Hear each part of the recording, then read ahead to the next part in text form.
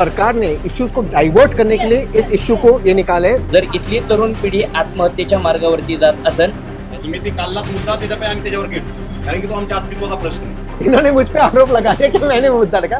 इथं अजूनही रेप होत आहेत, इथे अजूनही महिलांवरती अन्याय होत आहे। आपने कहा कि बहुत सारे मुगल राजाओं ने मंदिर तोड़े। लेकिन ये बहुत इंपॉर्टेंट चीज है, ये बहुत इंपॉर्टेंट। एक सेकंड तिचं बरोबर आहे, गेले 70 वर्षात आपली व्यवस्था झाली नाही। त्यामुळे 2-3 वर्षांनी आरटीआयची अमेंडमेंट झाली आहे। जो इन्होंने कहा ना, एक शब्द इन्होंने कहा वाट लगाना है। आज भी लड़कियों को खेलने की इजाजत नहीं। अन्याय छेड़ता हमारे अस्तित्व पर, तो हम लोग हिंदुत्व के लिए लड़ेंगे। सुनो, हिंदुत्व सुनो, हमारे एक अस्तित्व मैं आपके का पास प्रश्न। मी कोणाला केंद्र सरकारला मोदीला म्हणू का? नाही, बरोबर आहे तुमचं म्हणणं, पण तुम्ही सांगितलं, तुम्ही आधी काय सांगितलं नाही, तुमचं म्हणणं बरोबर आहे। आय अग्री विथ मला यू। मी कोरोनाचं सांगितलं, कोरोनाच्या बाबतीत किंवा जे काही केंद्राच्या जबाबदारी आहेत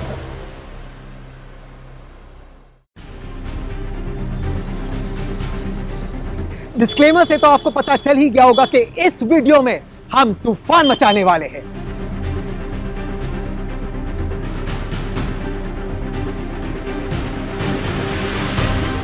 अगर पुणे में वैशाली खाने के मामले में सबसे पवित्र जगह मानी जाती है तो हम यहां पर अंदर जाएंगे और खुदाई करेंगे। लेकिन हम खुदाई करेंगे मेन्यू की और बातचीत करेंगे देश के असली मुद्दों की, ना कि उन मुद्दों की जिनकी चर्चा अक्सर टीवी चैनल्स पर होती है। तो चलिए मेरे साथ अंदर।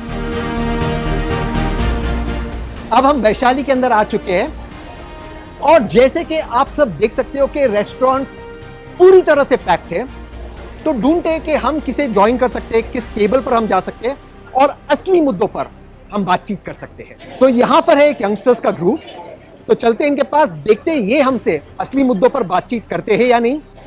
हाय गाइस, क्या मैं आप लोगों को ज्वाइन कर सकता हूँ? चलिए। तो आप लोग सब महाराष्ट्र से हो? तो क्या करते हो आप लोग? पढ़ाई करते हो कि काम करते हो? ऑल स्टूडेंट्स, सब लोग पढ़ाई करते हो? ऑल ऑफ यू ऑल, और अलग अलग कॉलेजेस में? और आप लोग अक्सर वैशाली आते हो? तो जब से मैं वैशाली आता था बचपन से, मैंने जयराम जी को देखा है। जयराम जी नमस्ते। नमस्ते सर। कितने साल से आप यहाँ पर काम करते हो? हम 40 हो गए। 40 साल? हाँ 40 साल से आप वैशाली में काम करते हो। जी हाँ। तो जयराम जी बताइए मुझे, तब के पुणे में और आज के पुणे में आपको कुछ अंतर दिखता है? नहीं अभी ज़्यादा ये अभी बेटर है। बेटर है। तो तब मसाला डोसे का रेट क्या था और आज क्या रेट है? तभी 3 रुपए में था। 3 रुपए में मसाला डोसा आपको मिलता था आज से 40 साल पहले, और आज डोसा 110 रुपए। 110 रुपये। देखिए महंगाई। अगर आपने 3 रुपया बैंक में रखा रहता तो आपको 110 रुपया नहीं मिलता, लेकिन मसाला डोसा का रेट बढ़ गया है। तो थैंक यू जयराम जी, 40 सालों से आप काम कर रहे हो। तो आप लोग सब महाराष्ट्र से ही हो? और कितने साल से? ये देखो मेरा मसाला डोसा भी आ गया। ये एक एडवांटेज होता है ऐसे रेस्टोरेंट्स में, आप लोग सब फास्ट फूड के लिए अमेरिकन चेन एमएनसीज के पास जाते हो। ये देखो, इसे कहते हैं असली फास्ट फूड, ताज़ा खाना, fast food, fresh from the kitchen. तो आप लोग सब पूना में कितने सालों से हो? थैंक यू जयराम जी। पिछले 5-6 सालों 5-6 सालों से, 5-6 सालों से आप लोग पूना में हो। और आप लोग पढ़ाई करते हो, जॉब करते हो? आप तो क्लियरली पढ़ाई करते हो, आप तो दिखते नहीं जॉब करते हो, पर आप लोग सब बाकी सभी पढ़ाई करते हैं। आप भी पढ़ाई करते हो। तो सब लोग पुणे यूनिवर्सिटी या अलग अलग यूनिवर्सिटी? पूना जो है ये माना जाता है कि ऑक्सफोर्ड ऑफ द ईस्ट है, तो काफ़ी लोग महाराष्ट्र से और देश भर के लोग जो है पूना में आते पढ़ाई करने के लिए। तो ये सब भी, कुछ लोग पूना से है, कुछ लोग महाराष्ट्र से, और ये लोग यहाँ पूना आए पढ़ाई करने के लिए। तो इनसे आप बातचीत करते हैं असली मुद्दों पर। तो आप लोग न्यूज़ को फॉलो करते हो? न्यूज़ चैनल्स देखते हो आप लोग? तो आजकल जो हमारे न्यूज़ चैनल में जो सबसे अहम मुद्दा है, सबसे बड़ा डिबेट है, ये हिंदू मुसलमानों का डिबेट आजकल हमारे न्यूज़ चैनल में चल रहा है। कुछ लोग कह रहे हैं कि ताजमहल के पहले वहाँ पर एक मंदिर था, ताजो महल था। कुछ लोग कह रहे हैं कि कुतुब मीनार पहले एक मंदिर था। अब ज्ञानवापी, काशी मथुरा का मुद्दा बन गया है। तो आप लोगों को लगता है कि मंदिर मस्जिद का मुद्दा बहुत ज़रूरी है, या नौकरी, जॉब्स, इकॉनमी? आप लोगों को एज यंगस्टर्स क्या लगता है? आपसे let's start with the ladies. Taj Mahal असेल, कुतुब मिनार असेल, हे काही आत्ता घडलेलं नाही आहे, आधीपासूनचं आहे. मग हा मुद्दा आत्ताच का उकरून काढला जात आहे? आता महागाई वाढली आहे, बेरोजगारी आहे, शिक्षणाचे प्रश्न आहेत, आणि या गोष्टींना कुठेतरी बगल देण्यासाठी हे मुद्दे उकरून काढलेले आहेत, आणि आम्हाला यंगस्टरला या गोष्टींमध्ये इंटरेस्टच नाही. तो आपका ये मानना है कि सरकार ने इश्यूज को डाइवर्ट करने के लिए इस इश्यू को ये निकाले, ये चाहे ताजमहल था, कुतुब मीनार था, जो भी था पहले, ये पहले के मुद्दे, आज ये रेलेवेंट नहीं है। कोई इसे विपरीत राय रखता है?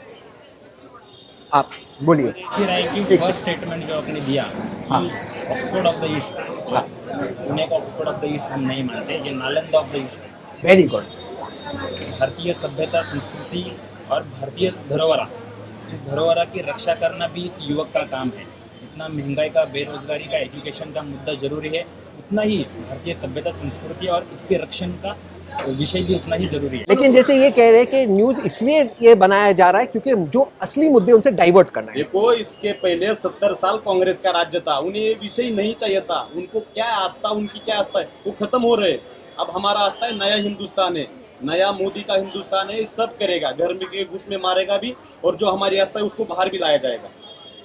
जब हम लेकिन युवक- क्या नए भारत में, क्या नए भारत में जब आप कहते हो कि मोदी जी का नया भारत है, तो क्या नए भारत में नौकरियां जरूरी नहीं है, क्या इकॉनमी जरूरी है? मैं सवाल इसलिए आपसे पूछना चाहता हूं कि पहली बार 45 वर्षों में भारत की इकॉनमी कॉन्ट्रैक्ट हो रही है। पहली बार हमारा जो पर कैपिटा इनकम है बांग्लादेश से पीछे चला गया है। तो क्या ये विषय ज़्यादा ज़रूरी है कि क्या हम जॉब्स के जो मामला है वो ज़रूरी नहीं है?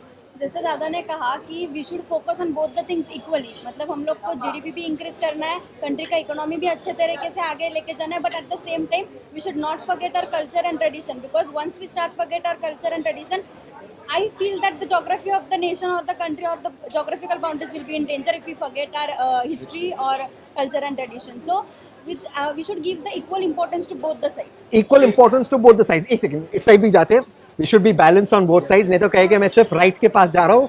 तो थोड़ा यहाँ पर भी जाते हैं, आपसे पूछते हैं कि जैसे इन्होंने कहा कि देखिए जो आस्था का विषय बहुत ज़रूरी है और इसमें कोई दो राय नहीं है, लेकिन पार्लियामेंट ने 1991 का एक प्लेसेस ऑफ वर्शिप एक्ट बनाया था। मुझे पता नहीं आप यूपीएससी की पढ़ाई कर रहे हो, आपने इसके बारे में पढ़ा या नहीं है। और ये एक्ट कहता है कि 15 अगस्त 1947 को जो धार्मिक स्थल जैसा था वैसा ही रहेगा, सिवाय राम जन्मभूमि बाबरी मस्जिद का जो ढांचा था, और उसका जो सुप्रीम कोर्ट है उसने उसका फैसला दे दिया है। इसके बाद जो ढांचा जैसा था 15 अगस्त 1947 को वो वही रहेगा। आज जब हम इस एक्ट को चैलेंज करते हैं या अगर हम किसी ढांचे को बदलते तो ये कहाँ तक रुकेगा? जैसे इन्होंने कहा कि बहुत सारे हिंदू मंदिर हैं जो आज बने हुए हैं, जो मस्जिद बने हुए जो हिंदू मंदिरों को तोड़कर बनाया गया है, ठीक उसी तरह बहुत सारे ऐसे मंदिर बने हुए जो जैन मंदिरों को तोड़कर बनाया गया है। तो ये कहाँ पर रुकेगा? 11वीं शताब्दी, 9वीं शताब्दी, 7वीं शताब्दी, इसका फुल स्टॉप कहाँ है? आता हे बघा, जे आस्था आहे आपली सर्व हिंदूंची, भारतीयांची, ते सगळे मंदिरापाशी आहेत, पण आता दिवसांदिवस एक एक मॅटर बाहेर येतो, हे कुठं न्यायप्रविष्ट आहे। पण आता सध्या जर बघायला गेलं तर आपला GDP किती होता, तो आता किती खाली कोसळलेला आहे। सध्याला म्हणजे युवकांची स्थिती काय आहे देशामध्ये याचाही विचार झाला पाहिजे। हे फक्त राजकारण करण्यासाठी हे सगळी स्टंटबाजी चालू आहे आणि मीडियाही त्याच गोष्टी कवरित आहे। एक शेतकरी सगळं पूर्ण कोलमडला आहे, त्याच्यावर कोणी बोलता येत नाही, म्हणजे त्यांना नोकऱ्या नाहीत। या देशाचं भवितव्य हे तरुण आहेत, तरुणी आहेत, यांची हालत काय आहे यावर सध्याला बोलणं गरजेचं आहे। मला असं वाटतं त्याच्यावर जे फोकस पाहिजे, मेन मुद्दा पाहिजे, त्याच्यावर न बोलता ही दुसरंच काहीतरी संस्कृतीला धरून वेगळं वातावरण निर्माण होता है देशामध्ये। तो बहुत महत्वपूर्ण चीज़ कह रहे हैं आप कह रहे हो कि जो देश की संस्कृति वो ठीक है, लेकिन सबसे इम्पोर्टेंट मुद्दा आज के मुद्दे है लोगों के पास नौकरियां नहीं है, युवाओं के पास नौकरियां नहीं है, किसान हमारे त्रस्त है, और उसको छोड़कर मीडिया के साथ मिलकर ये सारे मुद्दे उछाले जा रहे हैं। आपका क्या मानना है? आप यूपीएससी की पढ़ाई कर रहे हो जी। ज्यावेळेस आपण एखाद्या विषयाची ऐतिहासिक पार्श्वभूमी बघतो तर जे मंदिर मस्जिद आहेत त्या ऐतिहासिक आपण ऐतिहासिक चुका मान्य करू, पण ऐतिहासिक चुका दुरुस्त करण्याची जी पद्धत आज अवलंबली जात आहे त्यावर तर माझा प्रश्नचिन्ह उभा करते। कारण आपली संस्कृतीबद्दल जे काही लोक बोलत आहेत, संस्कृती आपली ही सांगते की हार्मोनी असली पाहिजे, टॉलरन्स असलं पाहिजे। व्हायलन्सला आपल्या भारतीय संस्कृतीने, खास करून हिंदू संस्कृतीने डावलला आहे। तीच ज्या आपल्या संस्कृतीमध्ये नाही त्या गोष्टी आपण हातात घेऊन आपण कसं काय संस्कृती रक्षण करणार?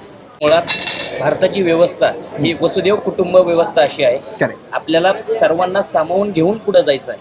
हा पहिला मुद्दा राहिला। दुसरा मुद्दा, वास्तविक परिस्थिती जर पाहिली तर इथल्या तरुणांना रोजगार मिळत नाही। जर इथली तरुण पिढी आत्महत्येच्या मार्गावरती जात असेल तर हिंदू मुसलमानापेक्षा इथल्या पोटाचा प्रश्न सुटणं हे अत्यंत गरजेचं आहे। जर आमच्या पोटाचा प्रश्न सुटत नसेल तर आम्हाला हिंदू मुसलमानापेक्षा काही पटीनं इथली तरुण पिढ्यांची महत्त्वाची जी व्यवस्था असेल ती महत्त्वाची आहे। अर्थव्यवस्थेचा प्रश्न असेल तो सोडवणं गरजेचं आहे। मुळात या अर्थव्यवस्थेच्या प्रश्नाला बाजूला सारून आम्ही हिंदू मुसलमानांच्या मुद्द्याला महत्त्व देत असून तर आपण कोणत्या व्यवस्थेत जगत आहोत आणि कोणत्या शतकात जगत आहोत हे सर्वात महत्त्वाचं समजून घेणं गरजेचं आहे। आपण आपण म्हणतो की आपण भारत डिजिटल झाला, भारतामध्ये विकास होतोय, पण तरी सुद्धा आम्ही 12व्या-13व्या शतकापासून चालू आलेली परंपरा म्हणजे हिंदू मुसलमानांमध्ये असणारा वाद 21व्या शतकापर्यंत घेऊन येत असून तर निश्चित आपण शिक्षणाच्या माध्यमातून काय शिकलो हा सगळ्यात मोठा प्रश्न आहे. इम्पोर्टेंट बात की आप शायद डिफेंस पढ़ रहे हो, मास्टर्स इन डिफेंस आप पढ़ रहे हो, तो आप कह रहे हो कि भारत की जो संस्कृति है अहिंसा, महात्मा गांधी की संस्कृति है, आज के जो युवा है वो आत्महत्या कर रहे हैं, नौकरियां नहीं है, और ये हिंदू मुसलमान का विवाद जो है ये बेकार विवाद है, करवाया जा रहा है, ये भारत की संस्कृति नहीं है, ये आपका मानना है, आप इसमें अपोज करना चाहते हो, बोलिए आप लोग, फिर मैं इनके पास आता हूँ. ऐसा नहीं है गवर्नमेंट यूथ्स के लिए कुछ काम नहीं कर रहा है। मैं बताता हूँ आपको कि 70 साल में युवकों के सामने की जो सबसे बड़ी समस्या है उसका हल इस गवर्नमेंट ने निकाला है। जैसे मैं आपको बताऊँ, सबसे बड़ी समस्या इस युवकों के सामने थी अनस्किल्ड यूथ। अनस्किल्ड यूथ कैसे तैयार होता है? अनस्किल्ड यूथ तैयार होता है वीक एजुकेशन सिस्टम। तो weak education system produces weak youths और अनस्किल्ड यूथ्स, फिर अनएम्प्लॉयमेंट, उसके बाद क्या था अनएम्प्लॉयमेंट, उसके कारण। तो मेरा एक काउंटर क्वेश्चन है, नहीं मैं इसका मैं एक आपको काउंटर क्वेश्चन, क्योंकि आपने बहुत इंपॉर्टेंट बात करी, जो स्किल डेवलपमेंट की आप बात करते हो, नेशनल स्किल डेवलपमेंट काउंसिल, ये एक्चुअली मोदी जी ने नहीं, मनमोहन सिंह जी ने शुरू किया था, पहली बात. एक सेकंड, दूसरी बात कि आपने कहा स्किल डेवलपमेंट जरूरी है, मैं इस चीज को मानता हूँ, लेकिन फिर ये क्यों वजह है कि आज 45 वर्षों में सबसे ज्यादा बेरोजगारी हमारे मुल्क में, इसका आप जवाब दीजिए.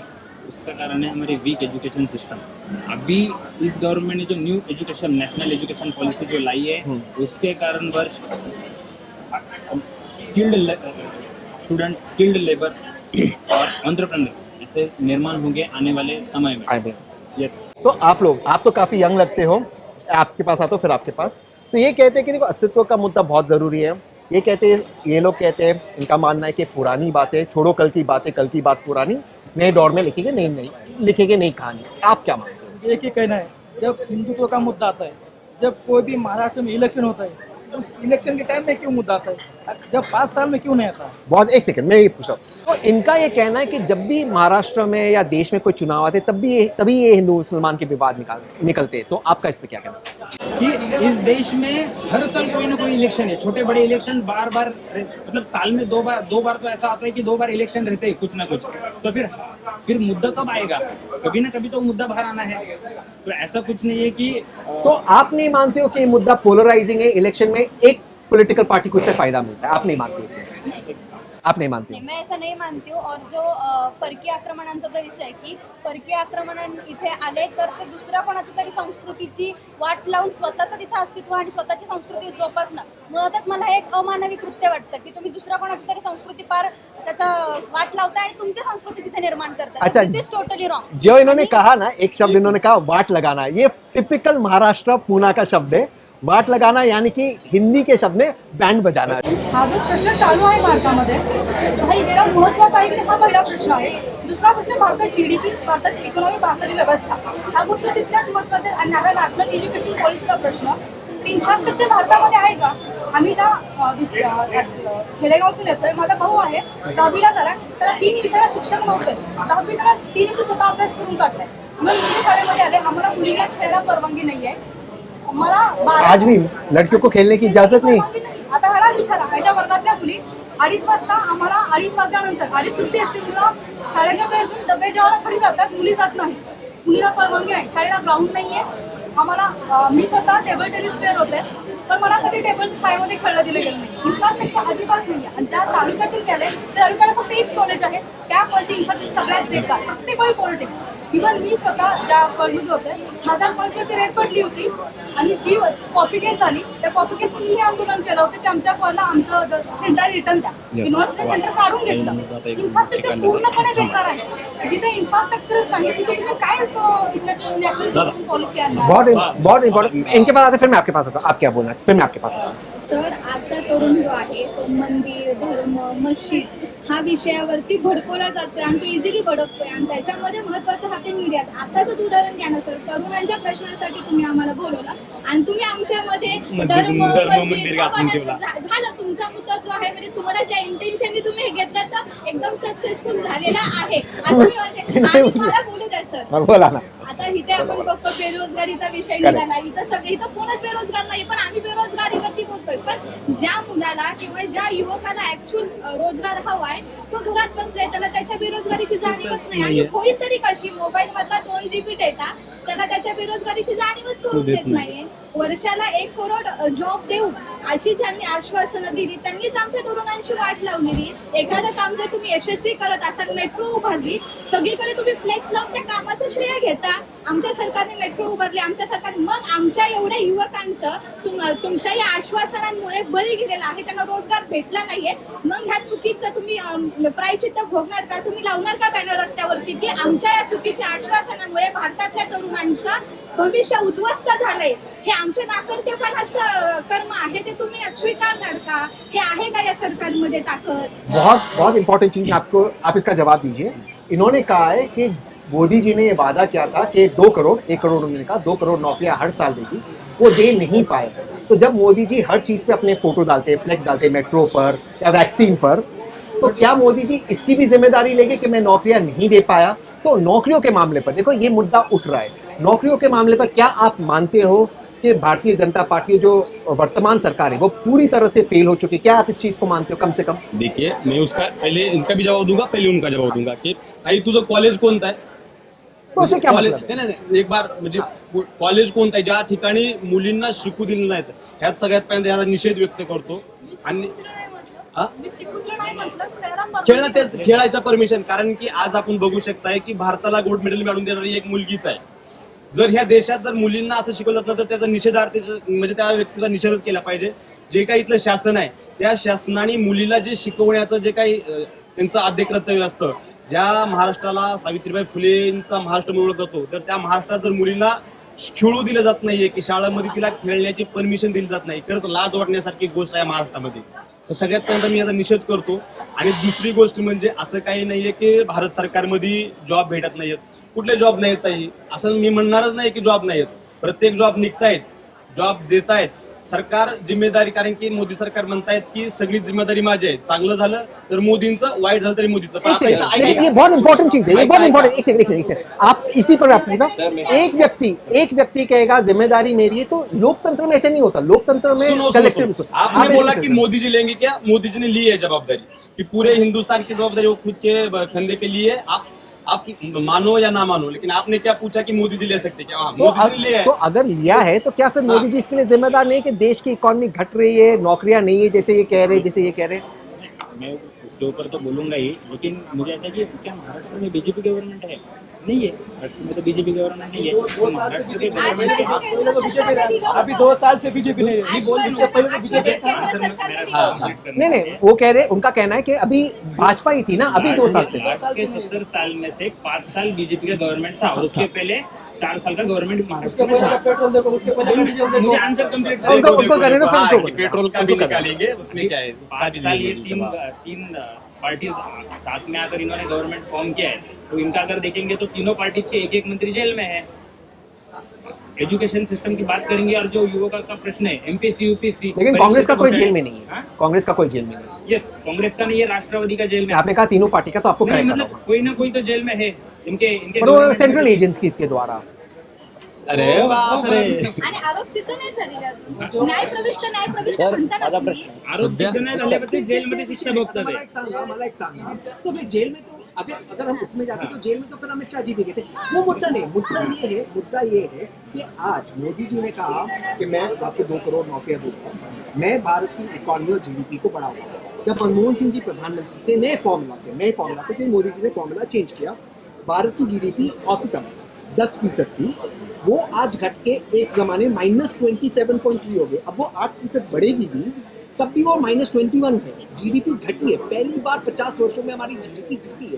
पहली बार 45 वर्षों में इस तरह की बेरोजगारी आई है. आप कहते हो नौकरियां है, लेकिन सरकारी भर्तियां नहीं हो रही है, तो क्या उस पर हम इसको डिपेंड कर सकते हैं? ये सवाल है. एक्चुअली ऐसा है, गवर्नमेंट कुछ पॉलिसीज बनाती है तो उसका इम्पैक्ट हमें तुरंत नहीं दिखता है. उसका इम्पैक्ट आपको लॉन्ग टर्म 10 साल 15 साल के बाद उसका इम्पैक्ट दिखता है. जैसे कि उन्होंने बेसिक्स पे काम किया. फॉर एग्जांपल बेसिक्स, युवकों को स्किल्स चाहिए तो स्किल डेवलपमेंट. 14 मिलियन यूथ्स को अभी स्किल डेवलपमेंट किया है, उसके बाद फिर न्यू एजुकेशन पॉलिसी युवकों के लिए लाई है। मतलब ऐसे अलग अलग प्रोग्राम्स के माध्यम से युवकों को निर्माण करना, उसके माध्यम से देश को निर्माण करना, यही पॉलिसी इस गव्हर्नमेंट की आहे और इसके इम्पॅक्ट आपको तुरंत नहीं दिखेंगे। आणि मागच्या 40 वर्ष आतंकवाद आपण सोसत होतो, एकदा सुद्धा उत्तर नाही दिलं। पहिल्यांदा आपण उत्तर दिलं हे 8 वर्षामध्ये झालं। पहिल्यांदा आपण सर्जिकल स्ट्राईक त्यांच्यावरती केला आणि पहिल्यांदा त्याला विरोधात उत्तर दिलं आपण, हे पहिल्यांदा झालं। नाही तर 26/11 नंतर हेच सरकार काँग्रेसचं सरकार होतं ते शांत बसलं होतं, पण हे गव्हर्नमेंट होतं ज्यांनी पहिल्यांदा प्रत्युत्तर दिलं। प्रत्युत्तर देणारे हे सरकार आहे। आज भारताची फॉरेन पॉलिसीचा ज्यावेळेस विचार करतो, UN मध्ये अमेरिकेविरुद्ध सुद्धा अमेरिकेवरती प्रश्नचिन्ह उपस्थित करणारं हे सरकार आहे। कारण की ह्याचं कारण असं आहे की क्या क्या मोदी जी ने अमेरिका एक सेकंड मैं फैक्चुअल पूछना चाहता हूँ, मोदी जी ने अमेरिका पे प्रश्न क्यों उठाया? आपने जो बात की अमेरिका पे प्रश्न एक ही प्रधानमंत्री ने उठाया है, दो ही प्रधानमंत्री ने उठाया। एक सेकंड यूएन के अंदर एक थी श्रीमती इंदिरा गांधी जी और एक थे डॉक्टर मनमोहन सिंह जी इराक के मामले में। मोदी जी ने कभी नहीं उठाया, आप बता दीजिए डेट। मैं ऐसा नहीं कह रहा कि मोदी जी ने उपस्थित है, इस गवर्नमेंट ने इस गवर्नमेंट ने कब किया, डेट बता दीजिए, आज कैमरा में बता दीजिए। क्रूड ऑयल का जो इशू है, ऑयल के इशू में मोदी जी ने अमेरिका की बात सुनते ईरान से हमारा इंपोर्ट कम किया है। नहीं वो नहीं बोला, रशिया के इशू में, अभी यूक्रेन रशिया वॉर के issue रशिया की जो पॉलिसी है वो कांग्रेस की पॉलिसी है और ये कांग्रेस की पॉलिसी है, ये मोदी जी की पॉलिसी नहीं, ये फैक्चुअल है, ये फैक्चुअल है, ये फैक्चुअल है। पॉलिसी का इशू नहीं है। अच्छा अच्छा, मैं और एक चीज बता दूं, एक लास्ट चीज मैं आपको बोल रहा हूँ, आप सबका जवाब दे दीजिए, मैं आपको नॉन स्टॉप दूंगा। आपने 3 चीज कहा कि मोदी जी ने अमेरिका पे प्रश्न उठाया, मैंने आपको कहा फैक्चुअली प्रश्न 2 जन ने उठाया। एक सेकंड, आपने कहा, मैं आपको बता दूं फैक्चुअली प्रश्न 2 प्रधानमंत्री ने उठाया, इंदिरा जी और मनमोहन सिंह जी ने, फैक्चुअली रिकॉर्ड। दूसरी चीज आपने ऑयल के बारे में कहा, मैंने आपको बता दिया। तीसरी चीज, पाकिस्तान के 2 हिस्सा करने वाले, इंडिया ने पहली बार ऐसे कहा कि we are very concern about human rights in USA। ये आप सर्च करके देख सकते हो, ये आपको मिलेगा। ये फर्स्ट टाइम इंडिया ने कहा कि अगर आप हमारे कश्मीर के इश्यूज पे, ह्यूमन राइट्स पे बोलोगे तो हम आपके इश्यूज, ह्यूमन राइट्स के इशू पे बोलेंगे। लेकिन ये जयशंकर जी ने कहा, ये सही कह रहे, जयशंकर जी ने ये कहा एक इंटरव्यू में। लेकिन इसके पहले जब अमेरिका के अंदर प्रधानमंत्री मनमोहन सिंह जी अमेरिका के अंदर थे और उनको सारे सेनेट के सामने, सारे उनके लीडर्स के सामने पूछा गया था, तो उन्होंने कहा था कि जो अमेरिका इराक में कर रहा है गलत है और हम ह्यूमन राइट्स के लिए कंसर्न है। लेकिन एक चीज है, मैं आपसे पूछना चाहता हूं, एक फैक्चुअल चीज, आपने कहा कि पहली बार पाकिस्तान पे अटैक हुआ। पाकिस्तान के 2 टुकड़े करने वाले भी तो पहले हो चुका है। 14 दिन में एक नया देश बना, ये डिफेंस के एक्सपर्ट है। दुनिया में प्राचीन इतिहास में एक सेकंड, दुनिया के प्राचीन इतिहास में कभी भी एक नया देश 14 दिन में नहीं बना, 13 दिन में नहीं बना है, सिर्फ भारत ने बनाया। तो क्या ये बन, तो आपने क्यों कहा कि पहली बार, तो उसमें इंदिरा जी ने, इंदिरा जी को भी करते हैं। बोले पहिली गोष्ट, ज्यावेळेस 1947 ला भारत स्वतंत्र झाला तेव्हापासून तर 2010, 11, 12, 2014 पर्यंत या देशामध्ये अशा आंतरराष्ट्रीय पातळीवरती अशा घडामोडी घडून गेलेल्या आहेत। मग 1971-72चं युद्ध असेल, 1999चं कारगिल वॉर असेल। त्यामुळे लक्षात घेणं गरजेचं आहे की सुरक्षा ही देशाची, कुठलंही सरकार असेल त्याची प्राथमिकता असते, त्यामुळे त्याला कुठल्याही गोष्टीला विरोध करणं हे चुकीचा मुद्दा आहे। और 67-68 में भारत ने चीन को नथुला चोला में भी हराया था युद्ध में। त्याच्यामुळे लक्षात घेणं हा गरजेचं आहे की आंतरराष्ट्रीय पातळीवरच्या मुद्द्यावरती आपण हात घालताना तो सरकारचा प्राथमिक मुद्दा असतो, कुठलंही तो क्या सरकार ये असेल। पहली बार है मोदी जी ने कुछ ये नहीं है हे पहिली गोष्ट, अब इसका कुठल्याही जवाब आप सरकारचं धोरण हे चेंज होत नाही। संरक्षण पॉलिसी 1947 पासून सरकार त्याच्यामध्ये चांगल्या प्रकारे बदल करू शकतं, परंतु कुठल्याही सरकारचा विरोध करू शकत नाही। असं म्हणायचं बोला। हे बघा, डिफेन्स पॉलिसीचा विषय केला तर सरकारचं जे प्रायव्हेटायझेशन करतंय सरकार, योग्य आहे, काहीच अडचण नाही। डिफेन्स मध्ये म्हणतोय मी, लक्षात घ्या, डिफेन्स मध्ये काहीच अडचण नाही, परंतु आपण दुसऱ्या सरकारला दोष देणं हा सगळ्यात मोठा चुकीचापणा आहे, हे चुकीचं। असं मला वाटतं। तुमचं काय म्हणणं आहे? मला असं म्हणायचं आहे की आतापर्यंत पाकिस्तान आपल्याबरोबर कशा पद्धतीने युद्ध लढत होतं, तर थेट एक वेळ त्यांना लक्षात आली की आपण ह्या देशाला सरळ मार्गाने हरवू शकत नाही। त्यांनी त्याच्यानंतर प्रॉक्सी वॉर चालू केला, ज्याला आपण आतंकवाद असं म्हणतो। आतंकवाद हा आता येणारा विषय नाही। आतंकवाद जेव्हापासून भारत उभा राहिला तेव्हापासूनचा विषय। कोण म्हणलं असा आतंकवाद हा तेव्हापासूनचा इश्यू आहे? 1947 नंतर जेव्हा काश्मीरचा मुद्दा उभा राहिला होता, तेव्हा 1949 साली सगळ्यात जास्त अतिक्रमण करण्याचं काम सुद्धा सरकारनं केलं होतं। त्यावेळेस आपण विनाकारण बोलू शकत नाही। अतिक्रमण आणि आतंकवाद यात फरक आहे। आतंकवाद म्हणतो मी, आतंकवाद, अतिक्रमण नाही, ज्यावेळेस आतंकवाद। आतंकवादाचा विषय येतो तो फक्त भारताचा वैयक्तिक देशापुरता मर्यादित येतो, तो आंतरराष्ट्रीय पातळीचा मर्यादित येतो। भारताला म्हणजे याचा त्रास नाहीये, भारताला त्रास आहे की आपण कुठं नाही म्हणू शकतो. मग कसं म्हणतो वैयक्तिक तू इशू नाही म्हणतो? भारताचा. वैयक्तिक इशू नाही आहे का आपला भारताचा? काश्मीरचं हे माहिती का, काश्मीर आणि पाकिस्तानमध्ये बायलॅटरल टॉक्सच होतील, बाकी कोणीही इंटरफेअर करू शकत नाही, असं आहे. माहिती आहे का तुला? बरोबर आहे. But this was the 1971 Shimla declaration जो इंदिरा गांधी ने हाँ। लिखा था. नाही, मी चुकीचं काय म्हणतो, मी बरोबर बरोबर म्हणतो ना आम्ही. तो यहाँ पर जंग चालू हो, यहाँ पर जंग चालू हो. इनकी बातों में भी दम है, इनकी बातों में भी दम है, सबकी बातों में दम है. लेकिन एक मुद्दा सबसे जरूरी है, कौन क्या खोद रहा है, क्या ढूंढ रहा है, कौन नहीं ढूंढ रहा है, उसे छोड़िए. मैं अब खुदाई करने वाला हूँ इस मसाले डोसे के अंदर और अपनी पेट पूजा में जरूर करने वाला हूँ. और यहाँ पे मैं शांति बरकरार करने की कोशिश करने वाला हूँ. तो आप सब यहाँ पर, मुझे आप लोगों ने बैठने की इजाज़त दी, आप लोग सब मेरे साथ जुड़े, सबने अपनी अपनी बात रखी और सबने अपनी अपनी बात खुलकर रखी. इस सब के लिए मैं आप सबका आभारी हूँ. तो thank you very much and ऐसे ही आप बोलते रहना.